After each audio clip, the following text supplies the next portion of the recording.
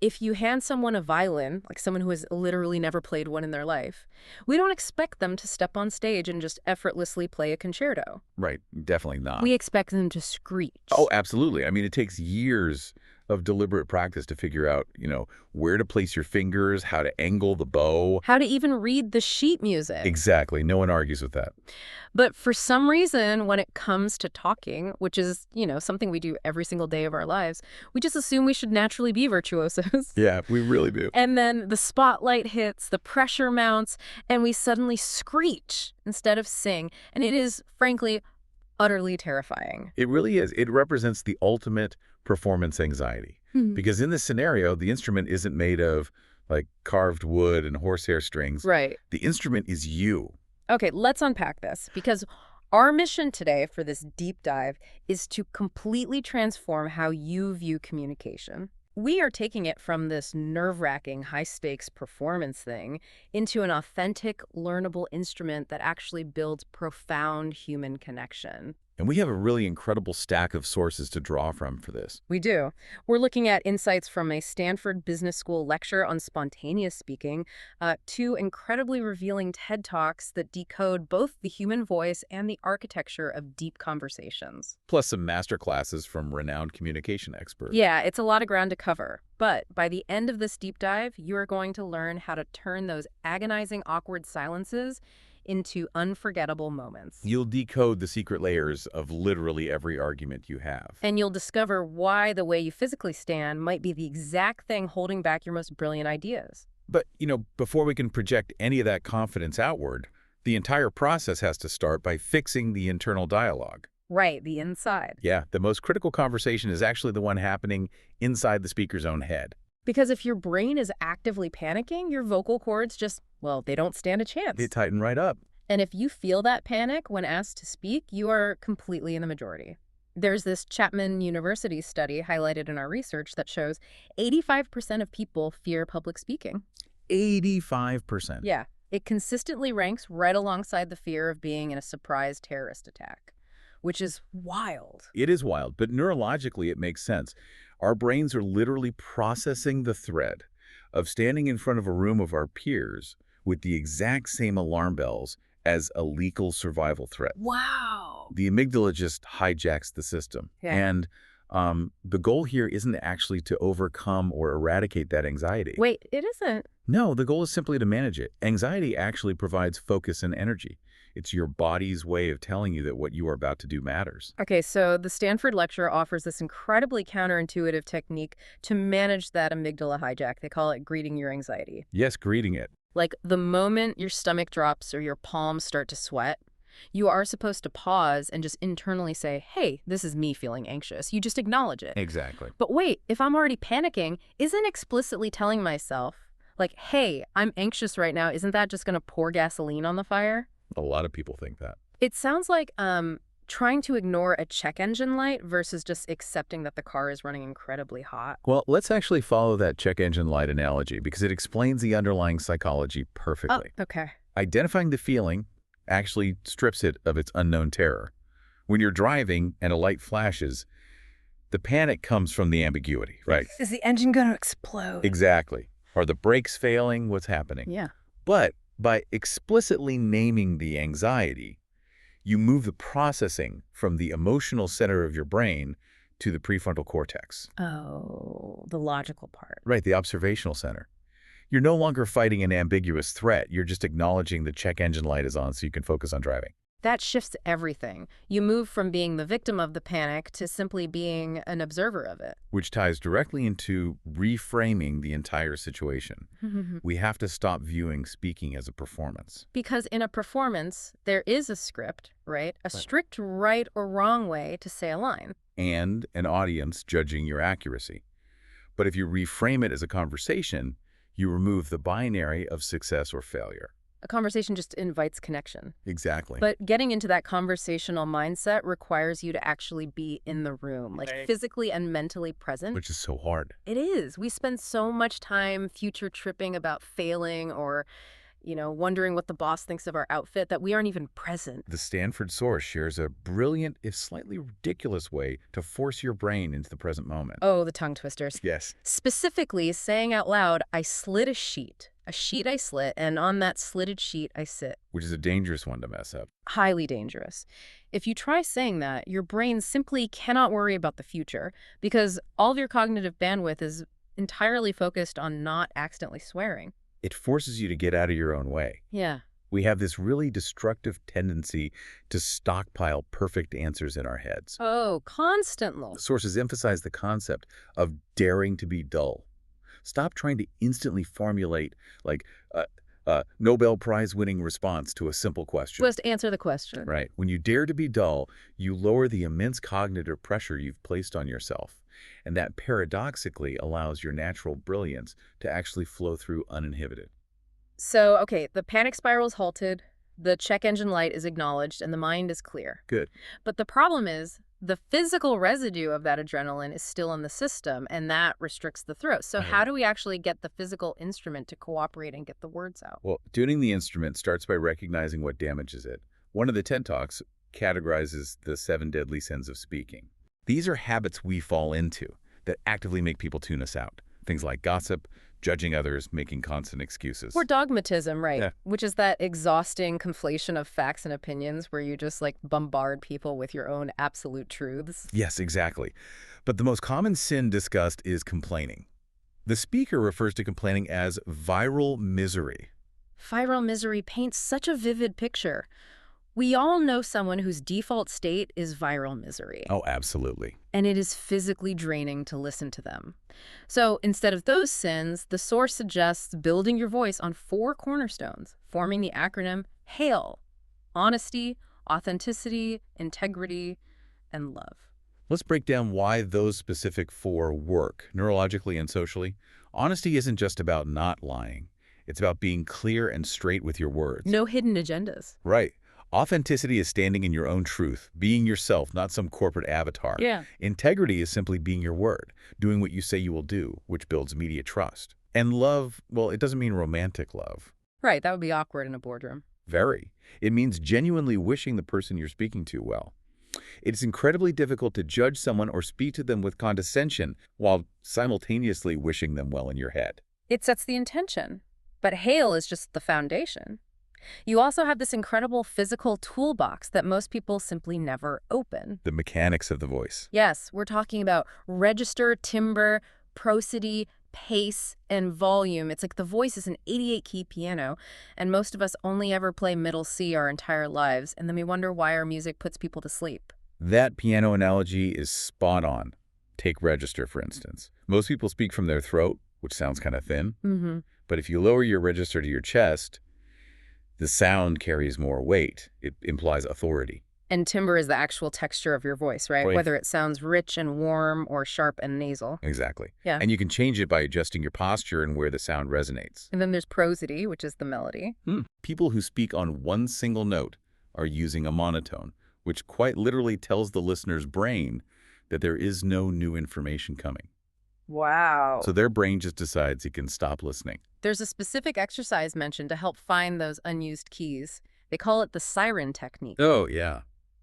This one is fun. You start with a high-pitched wee and slide all the way down to a low, oh, kabalabia. It physically stretches the vocal cords and expands your comfortable range. But the mechanism behind a monotone voice is really fascinating to me, because a monotone voice almost always comes from a monotone body. We tend to think of our vocal cords and our limbs as separate systems. Right. But they're entirely linked. If your body is rigid, your throat tightens and your voice flattens. Yeah. That's where the concept of the power sphere comes in. Yes. The power sphere is the physical space between your belly button and your eyes.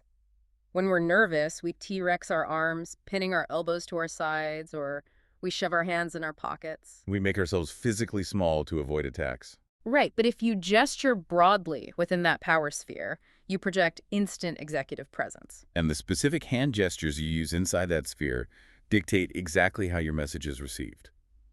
The masterclass source breaks down 4 foundational gestures. Let's go through them. First is the placator. Right, palms facing up and outward. It signals surrender and high approachability, but it completely lacks authority. If you use it while giving bad news, you just look unsure. Then there's the leveler, which is palms facing down. This is a powerful one. If you tell a room to quiet down with your palms up, it's a plea. If you do it with your palms down, it's a command. The leveler's pure, unadulterated authority. Then there's the blamer, pointing a finger directly at someone, which is highly aggressive unless it's intentionally softened. And finally, the computer. One arm across the waist, the other hand resting on the chin. The classic thinking pose. Exactly. It signals to the room that you are actively processing what someone is saying, not just waiting for your turn to speak. You know, adopting these gestures or even consciously lowering your register, it often feels really inauthentic to people at first. They think they are acting. But you aren't being fake. Yeah. You're just utilizing keys on your piano that you haven't pressed since childhood. Right. We mimic the vocal patterns and physical behaviors of the people around us when we're young, and we lock into this rigid set of habits. Changing them feels weird at first, sure, but it's just learning to play the rest of the instrument you already own. Okay, let's play devil's advocate for a second. A beautifully tuned instrument capable of all these warm timers and authoritative gestures is completely useless if I freeze and don't know the sheet music. Fair point. Once my voice and body are ready, how do I actually structure what I'm saying without reading from a literal script? This is where spontaneous structure becomes your ultimate safety net. Relying on frameworks actually frees you. How so? When you plug your thoughts into a structure, you completely remove the immense cognitive load of trying to figure out how to organize your words. Oh, so you can focus on the what? Exactly. It allows your brain to focus entirely on what you are actually saying. The Stanford lecture demonstrates this perfectly with the Slinky sales pitch. Yes. They challenge students to sell a standard Slinky toy on the spot using the what, so what, now what framework. It's so effective. You state the fact. Yeah. What is this? It's a pre-compressed helical spring. Then why it matters? So what? It demonstrates the principles of physics in a way that provides endless entertainment. In the next action, now what? You should buy one for your desk to relieve stress. It organizes the thought instantly. It really does. But if I'm put on the spot by an executive, doesn't plugging my answer into a formula like that make me sound like a corporate robot? That is a really common concern, but it ignores how the human brain actually digests information. Okay, explain that. Structure doesn't make you robotic. It makes you digestible. The sources point out that structured information increases an audience's processing fluency by 40%. 40%, that's huge. It is. Think about a 10-digit phone number. If I just rattle off 10 random numbers in a row, your working memory drops them immediately. Right, gone. But if I chunk them into groups of 3, 3, and 4, you retain it easily. Frameworks chunk your complex ideas so your boss's brain can actually process your brilliance without working too hard. That makes profound sense. You're doing the heavy lifting for the listener's brain. Exactly. And once you have that basic structure, you can layer in the ultimate tool for connection, which is storytelling. Because, as they say, facts inform, but stories transform. And the universal formula provided by the sources for a story is setup, struggle, solution, lesson. But the true magic of storytelling happens when you stop reporting a story, just giving the dry chronological news facts and start reliving it. Yes. To hack the listener's brain and pull them into the narrative, you use VAKS. VAKS. Visual, auditory, kinesthetic, and smell. The masterclass gives this hilarious, painfully specific anecdote to illustrate this. The speaker tells a story about trying to do a magic trick at a bar to impress a woman. Oh, this story's amazing. If he just reported it, he'd say, I did a card trick for a girl at a bar. She didn't like it. I felt embarrassed. It's entirely forgettable. But instead, he relives it using VAKS. Yeah. He describes the cavernous two-story bar, the deafening bass of the music, the kinesthetic feeling of his palms sweating as he pulls the deck of cards out of his tight jeans. And the exact brutal dialogue where she tells him she'd be more impressed if he transformed into a real man. Ouch. But by inserting those sensory details, the layout of the room, the physical sensation of sweat, the precise verbal rejection, you force the audience's brain to simulate the experience. They stop being passive listeners and become active participants in the memory. You plant a seed of truth wrapped in a visceral emotion. Okay, so we focused intensely on the speaker so far. The anxiety, the voice, the body, the structure. But speaking in a vacuum is just noise. The real magic of communication actually happens in the silence when we receive information. The outward connection. And that connection often has to be initiated by breaking through agonizing social silences. Consider a packed, dead silent elevator. 20 seconds of blood-curdling awkwardness where everyone is just staring at the floor numbers. We've all been there. Finally, one person tilts their head back, looks at the ceiling, and jokes, "I wonder why they put mirrors in elevators." Instantly, the tension breaks, people laugh, and someone chimes in. Someone has to be the spark. Right, and it relies on a psychological concept called mirrored reciprocation. The source uses a dog as the ultimate example for this. I love this part. When you come home, a dog gives you unconditional, absolute enthusiasm and attention. They give first, and what do they get in return? Literally everything. Everything. They get love, food, belly rubs, shelter. Human beings naturally reflect the social behavior we are shown. If you go first and you go positive, the vast majority of people will reciprocate that social poise. You can trigger this reciprocation by giving a stranger a low-stakes puzzle to solve. Just notice an ambiguity in the environment, bring it to their attention, and discuss it. Like the guy at a crowded bar who couldn't tell what the bartender's patterned shirt was. Right. So he leans over to a stranger next to him and asks, "Is the bartender wearing an octopus or a jellyfish shirt?" Suddenly, they aren't two strangers silently waiting for drinks. They are a team solving a ridiculous puzzle together. But once that conversational door is open, you have to realize that not all conversations are the same. Charles Duhigg's TED Talk introduces the matching principle. He explains that every discussion you ever have falls into one of three buckets: practical, emotional, or social. Practical is about fixing a problem or making a plan. Emotional is about sharing feelings. They don't want a solution. They want validation. And social is about how we relate to each other, gossip, and our identities within a group. Here's where it gets really interesting. Conversational mismatch is basically like trying to play a multiplayer video game where one person is playing chess and the other is playing tennis. The rules just don't align. No wonder couples fight so often. One partner comes home wanting to vent about a terrible boss. An emotional conversation. Exactly. And the other partner immediately starts offering practical solutions, like, "You should update your resume. It's an immediate collision." It feels like an attack. When someone is in an emotional state, their brain is literally seeking connection and safety. Right. When you offer practical advice, you are implicitly telling them they are handling the situation wrong, which invalidates their emotion. So how do you figure out which game they are playing? By asking deep questions. Instead of asking shallow fact-based questions like, "Where do you work?" you ask, "What do you love most about your job?" Oh, I see. A deep question invites the person to share their values and their current emotional state. The story of Dr. Ide, the prostate cancer surgeon, illustrates the stakes of this perfectly. Patients would come in with a low-risk diagnosis. He would give them sound, practical medical advice that they didn't need surgery, just observation. And the next day, those same patients would come back demanding to be cut open. He was totally bewildered. Because the surgeon was offering a practical, rational conversation to patients who were trapped in a state of profound emotional panic. Right, they had just heard the word cancer. So he completely changed his approach. A new patient came in, and instead of immediately giving them medical advice, Dr. Ide asked a deep question. "What does this diagnosis mean to you?" And the floodgates opened. The patient didn't talk about physical pain or mortality. He talked about his own father dying young. Wow. He talked about feeling judged by younger, faster employees at work and fearing he'd lose his job. He talked about wanting to see his grandchildren grow up. He revealed this massive web of emotional fears. And Dr. Ide matched that emotional conversation. He validated those specific fears, talked about his own family, and established safety. Only after that 8-minute emotional connection did they transition to the practical medical options. And because the patient felt heard, his prefrontal cortex came back online, and he calmly accepted the non-surgical advice. True listening requires the eyes, the mind, and the heart.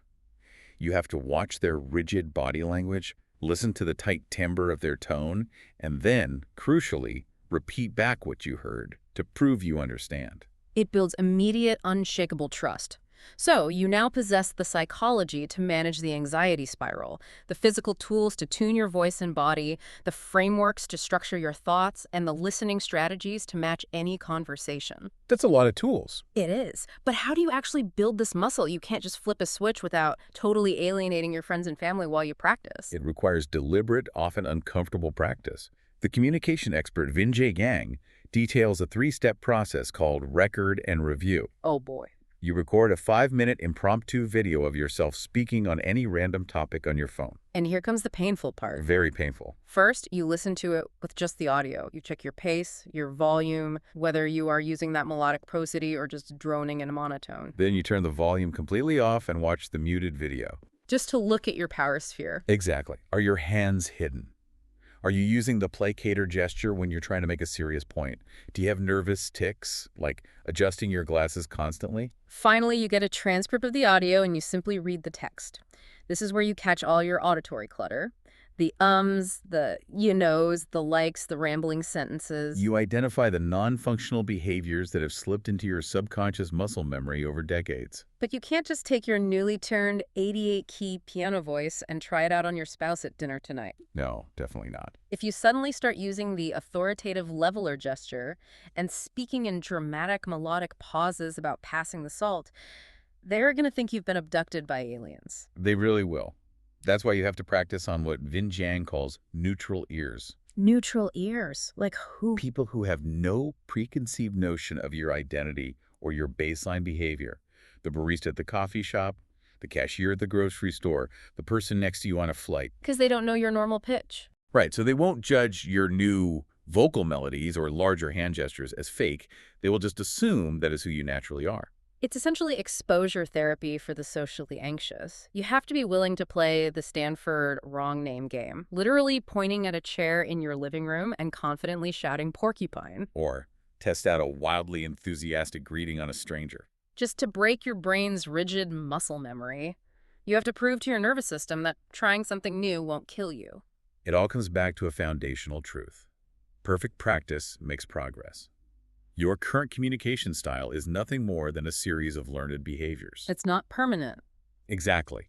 It is not your permanent, unchangeable identity. Yeah. By deliberately testing these new vocal registers, structural frameworks, and listening techniques in low-stakes environments with neutral ears, Yeah. you can quite literally negotiate the reality you desire. You can step onto any stage in your life, whether as a parent, a leader, or a friend, and be completely authentic, highly effective, and deeply connected. Absolutely. Let's do a quick recap of the journey we've taken today. We started by short-circuiting the anxiety spiral by staying present and greeting the fear as an observer. We unlocked the physical instrument by expanding our vocal range and commanding the power sphere. We structured our complex thoughts with frameworks like, what now? What to ease the listener's cognitive load? We learned to connect outward by matching the emotional layer of conversations and asking deep questions. And finally, we committed to practicing deliberately, breaking our muscle memory on neutral ears. To leave you with a final lingering thought today, our sources emphasize a powerful ratio. Effective communication is ultimately 20% what you know and 80% how you feel about what you know. Wow, 80%. Yes. And for you to mull over, in our modern world where we constantly hide behind screens, text messages, and endless email chains, we are actively stripping away that 80%. The tone, the gestures. We strip away the warm timbre, the melodic pauses, the physical presence, the empathetic eye contact. So ask yourself, how much of your true intent, your true brilliance, is being lost in the digital void? And what is one conversation you are having via text today that desperately needs the melody of your human voice? Let's not leave those violins sitting in their cases any longer. It's time to pick them up, risk a few screeches, and start learning how to make music together. Thank you so much for joining us on this deep dive. Keep learning, keep practicing, and we'll see you next time.